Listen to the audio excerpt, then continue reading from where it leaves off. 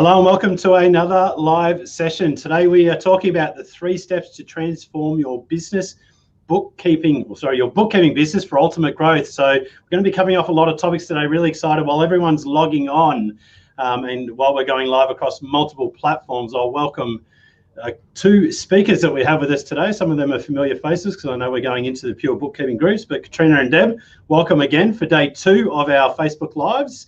For those that missed the call, the live yesterday, do you want to just give us a quick introduction on who you each are and why we're doing this today? Sure, I'll start if you like. So Debbie Roberts, I'm the CEO, the co-founder of Pure Bookkeeping. I'm taking over Katrina's role as well. I started that 10 years ago with Peter Cook, my business coach, after running my own business for 13 years and then selling that in 2014. So I grew my bookkeeping business to having 12 staff until I sold it then, and I have a passion for small business actually in Australia and globally as well. So this conversation is a global one. Welcome to all our North American friends and counterparts. I'm passionate about small business. It's the backbone of each of our countries, and it's the bookkeepers that actually support small business. And so what we are doing is helping to transform the bookkeeping industry by helping great bookkeepers grow their business. Excellent. Katrina? Yeah, so I'm Katrina, so I'm the CEO of Pure Bookkeeping. Deb's trying to take my role. I'll do everything. I had a bookkeeping business for over 15 years and I sold it in 2015. And the last 5 years was the real part where I got into it and took it seriously and built it. And I became a pure bookkeeping licensee in 2011 as I was building it and realised I had no systems and it was like driving me crazy. Took on a mentor as well and grew it quite quickly. Went through all the growing pains as you do, and became a mentor when I sold in 2015 and stayed in contact with Deb and became CEO of Pure Bookkeeping in 2019. So loving the journey and helping bookkeepers to make a difference in their lives. So that's what we're here for.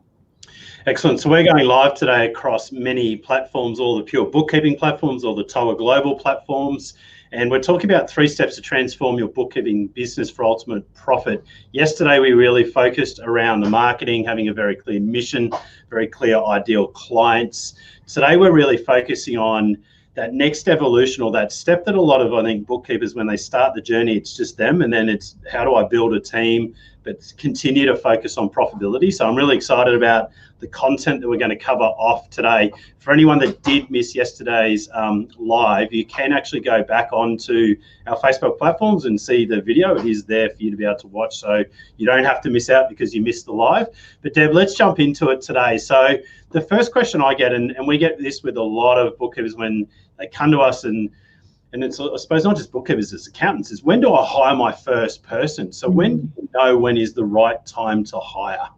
Yeah, I think it's a little bit of a mixture between art and science, I think, determining when is the best time, because I think it's a combination of your financial position and also the time that you have or you don't have. And each person's situation will be a little bit different. So the way I look at it is, firstly, look at your time. And if you are absolutely crunched, you're full up, you're working ridiculous hours during the week, obviously you're time poor, but you're probably reasonably profitable, especially if you've not recruited before. It's just you, you're on your own, you're doing all the work, you're keeping all the profits yourself. But that is at a cost, and the cost is time, which is obviously precious to all of us and something that we all have a limited amount of. So when you're looking at that, you might look at, I desperately need to recruit, which is fair enough. Then you need to look at the financial side of it and say, what can I afford to drop down? Because your income will drop down because you're paying the new bookkeeper a percentage or whatever the rate is. So obviously your profitability is going to go down. And then it comes back to what can I afford? You can get really bookkeeper-ish about that thinking, very scientific, very technical about what those numbers are. And that also includes, what do you need to live off? What do you need to bring home to support your family or to support yourself? So you crunch those numbers, work out ways that you can cut costs in your home budgeting, work out ways you can cut costs, which will free up some more income for you that you can then hand over to the next bookkeeper. So it's a little bit of a balance between time and money. And it's very individual how you get that working. But really, I think the focus, if you are absolutely full up, you have to make the money side of it work, because you can't, it's not sustainable to keep going at that pace where you're working ridiculous hours. Physically, that is not sustainable. So you need to crunch the numbers and make them work. Yeah, and I think that you've covered a really few key points there that I wanted to touch on a little bit further. Is you've got to go backwards to go forwards. You're running a business, and you need to build a business that's not relying on you. It means that personally you can't maximize your revenue and grow a business. There does have to be sacrifices, but you're making a long-term play. You're building a business and taking you out of what essentially, I think a lot of people, when they start, they've got a job. They're just their own boss. So I think that that's really a key part, is that transitioning. And I think that, you know, any successful business really has a team. And I think that's one of the hard things, is that, you know, when I talk to bookkeepers and even accountants, is when I do bring someone on, they always have this control freak mentality of, I'm the best person to do this. No one can do it better than me, or I'm the quickest and best to do this, so I'll just do it. And I remember Jack Daly, a sales coach in the US a couple of years ago at a conference I was at, he said this wonderful point. He said, if you don't have an EA, you are your own EA. You're doing your own administration. And I relate that back to a lot of, you know, bookkeeping business owners, when they've got a team, when they've already got an established team, or accountants have got an established team, while they don't have their own EAs. They are doing their own administration work. Mm-hmm. And Deb, this really comes back to, sorry, Katrina, I'm going to ask you this question. How do we stop the control freak in all of us coming out? And how do we, you know, there's a lot of pain points about handing over work. So how did you let go of control when you started to bring on your team within your bookkeeping business? How did you know what work to give them and have that piece to hand it over, instead of going, you know what, I'll just do it, it's just quicker for me to? And this is a very common, as you've discussed, for bookkeepers to hand over, to know the right way to do it. And I certainly didn't do it right or efficiently at the start. I was holding on to the work to the point where it got to the last minute that the work, you know, it was months down the track and the work still hadn't been done because I hadn't handed it over, hadn't delegated it, hadn't put it in the system for the staff to know to take on that work or allow time for that work.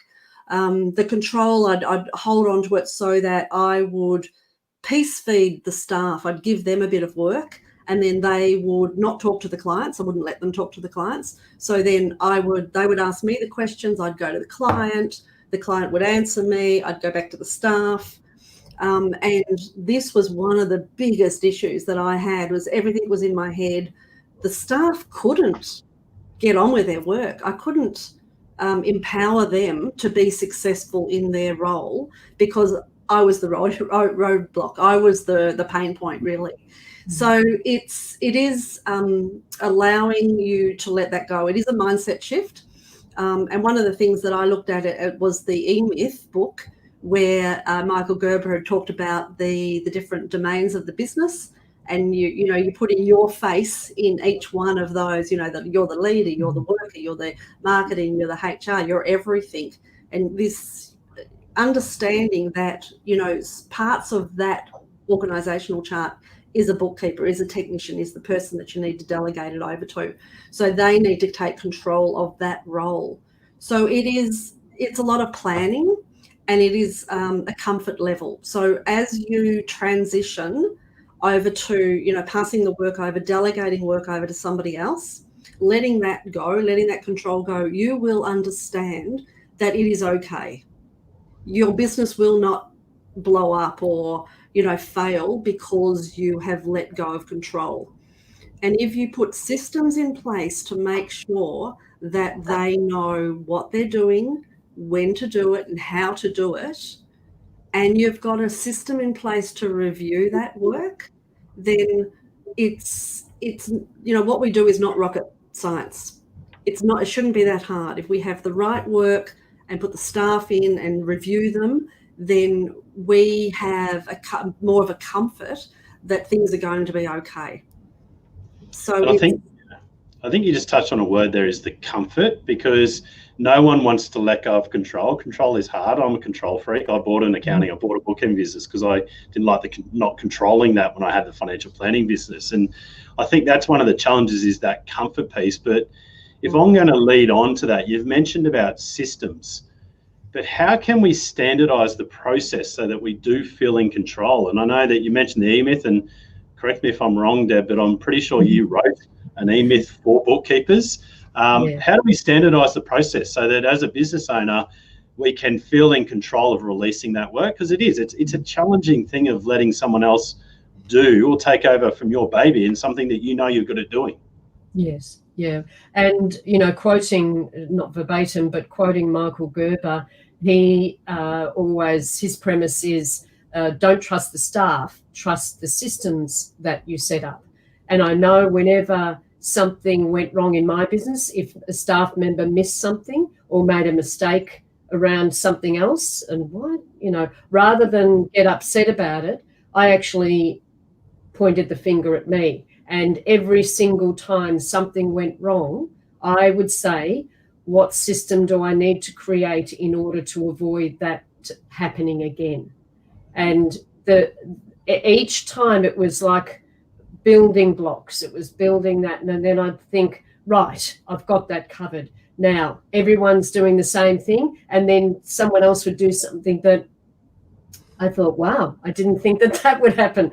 It's that when I said yesterday about one of the common mistakes made is that people assume, Katrina mentioned it's not rocket science, and yet if you put 10 bookkeepers in a room, there are 10 different ways of doing the same thing. Some of those will be right. Hopefully most of those will be right. Some of them will definitely be wrong. And that is the dilemma that everyone running a bookkeeping and accounting, a business running a bookkeeping arm of their business are going to encounter. And I think it took me years to, obviously, in my own business, it was a block on top of a block on top of a block of building these systems. But what I found was that one of the frustrations I found was how difficult it was to train my staff. So when I put a new staff member on, I then had to train them according to what were my systems, what were my standards. And that took months, really, and mostly it was sitting beside them, or in these days it could even be run, you can do this all virtually, Zoom meetings and things like that. But because I didn't have the systems documented, I had to tell them what system I needed to create. And that was terribly time consuming. So what I ended up creating, and what we've got in the pure bookkeeping system, is a 3 to 4 hour training program, which covers all the common and not so common areas that bookkeepers need to work in. Things like assets, repairs and maintenance, donations, all those sort of things that if you had 10 bookkeepers in a room, they'd all be doing it differently, and some of them would be wrong. So you've got to start with, when you are onboarding that person, how are you going to train them according to what are your best practices? And if you can get a training program set up so that they complete the training program over there and then they come and start working for you, then it's a matter of what are they doing. So they've learned that you've taught them in the training program what they do on a daily basis, how you process assets, how you attach tax invoices and bills and receipts to all the transactions in the software, how you put descriptions in if you need, how you automate some of the processes in the system. And it's also dependent on client-specific instructions. So there are two parts to the systems that you need to develop. One is the training program. The other then is client-specific instructions. And actually, there's a third one as well. There are general instructions that are used across, doesn't matter what software you're using, doesn't matter what your client-specific instructions are. You need checklists so that they do this bank rec, follow this process at month end, make sure there are tax invoices, there's receipts attached to all of the transactions that are necessary. Not all of them have to. Which ones have to? You've got to make a lot of decisions in your business about what is best practice. Don't make the assumption that everyone is going to do it the same way. In fact, you can make the assumption that everyone will do it differently, slightly differently. So you have to standardize the way that's done. In terms of profitability for your business, so much time is wasted. It's training staff. When I say wasted, if you can do it more efficiently, I wasted a lot of time training staff, months, as I said. I didn't have the right people doing the right work. I ended up having supervisors because I had junior bookkeepers and they were only trained up to this level. I then had senior bookkeepers who had to check all their work because my systems weren't sufficient enough. So it's a combination of things that you are very detailed. In the Pure Bookkeeping system, we've got 9 key checklists that you use throughout the year that will enable you to guarantee the quality of the work and deliver repeatable, scalable excellence. It's what are your key checklists that you are going to create in your business? In the Pure Bookkeeping system, there are hundreds of steps in all of these. We've got manual instructions which explain each of the steps. What process are you going to use? Where are you going to store all this information so that your bookkeepers can access it? You need to create checklists. Are they going to be online? Is it going to be in a workflow management program? There's a lot of things to consider when setting these up. But remember, Nick spoke that this is, yes, it's painful, but this is for the long term. This is about the profitability of your business. When I didn't have these in place, my business nearly went under. I had to put money into the business because I had the wrong systems, the wrong staff. I was too top heavy. And so I actually took a year off.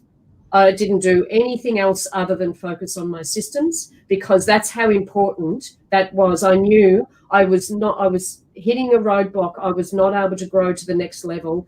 And I said, I'm taking the next year off and I'm going to devote my time to creating these systems.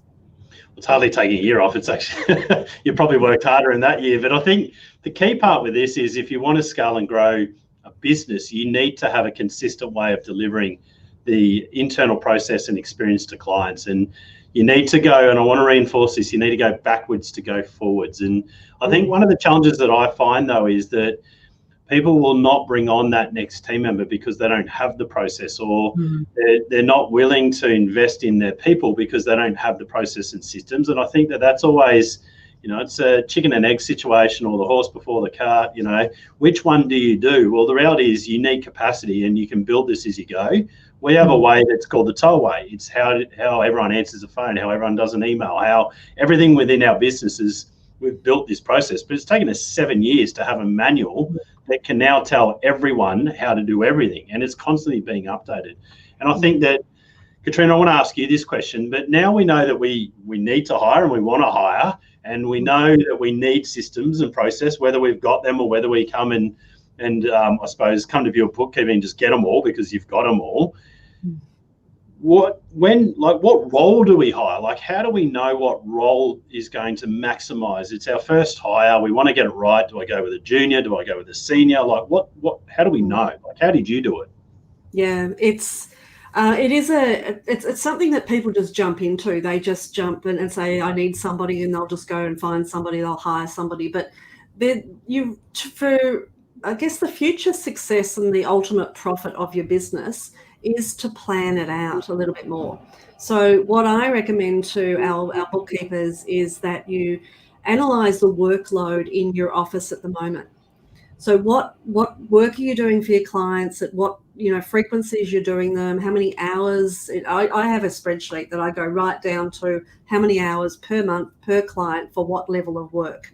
And it does take our bookkeepers quite a while to do. It's not a quick exercise, but it's a permanent exercise, and it's one that it opens their eyes amazingly when they do this exercise. So you're understanding that you, as the business owner, are doing level 1 bookkeeping work all the way through to your BAS reviews, to your advisory, and also the staff that you've hired, the staff that you put on that you're perhaps paying high level of income, are also doing this level 1 admin type of work. So once you've documented it out, and it's as I said, it takes a while, the planning in this, then you can identify how many hours per month that you have in level 1 work and level 2 work and level 3 work, so that you can match the skill level of your staff that you've already got and put those staff into the higher end work.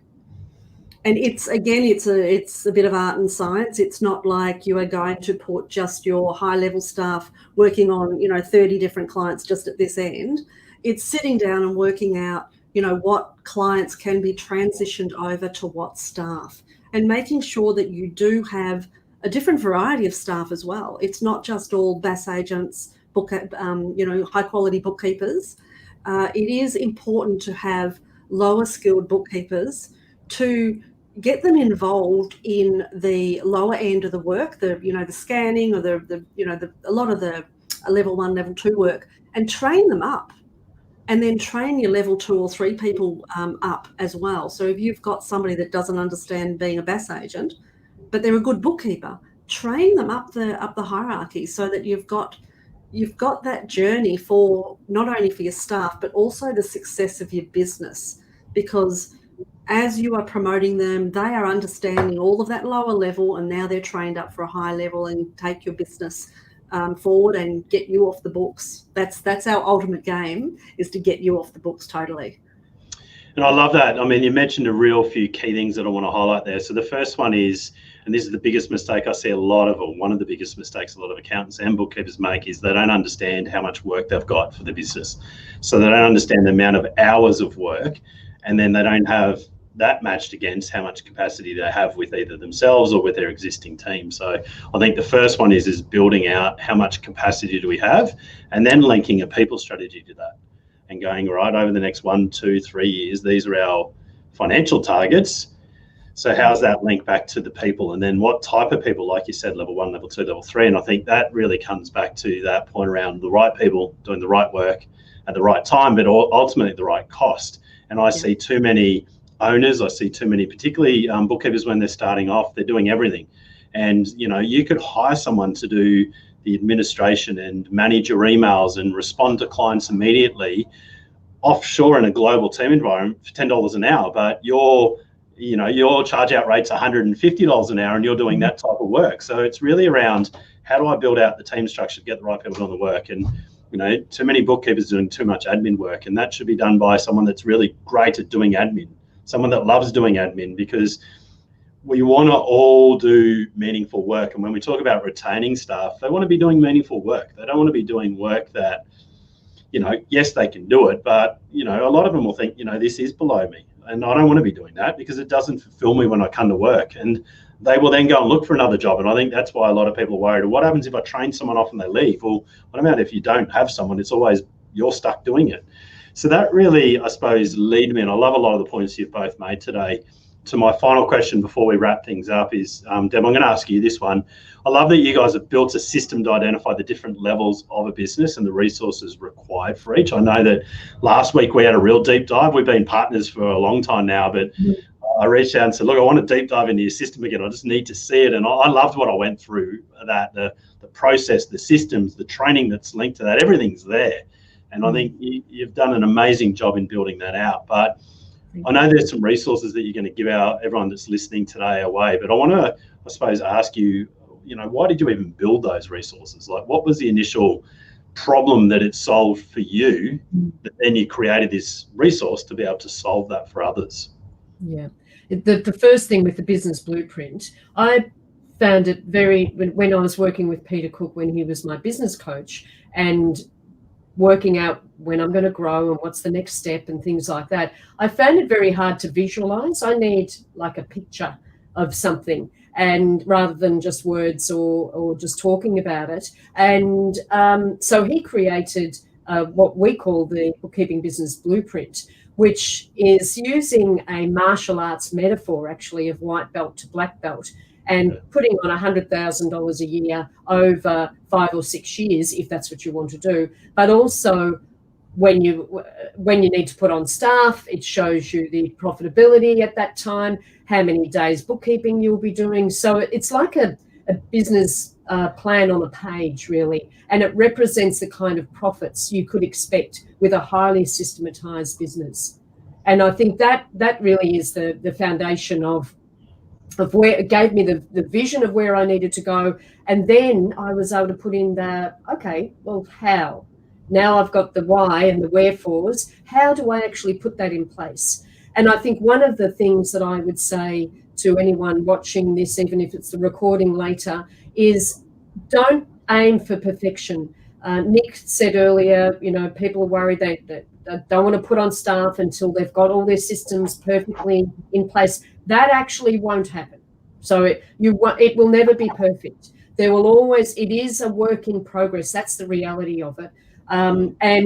So just start and get your staff member, because if you're already up to here and you're working ridiculous hours, there is no time to take a year off and develop your own systems. So the reality is, when you put on the staff member, what's really important is that you have a conversation with them and you say, we're going to work together to develop some systems and document some processes. So as we do this, I'm going to train you how I do things, what is best practice for me, and you're going to document those. And that will be the beginning of your systems. The other tip that I would give everyone is if you haven't started, start with the documenting the client's bookkeeping manual. So this is the client-specific processes for how things are done. If you don't have a client's bookkeeping manual, you cannot hand over to a staff member. They want to know how many staff, what is the process for this client?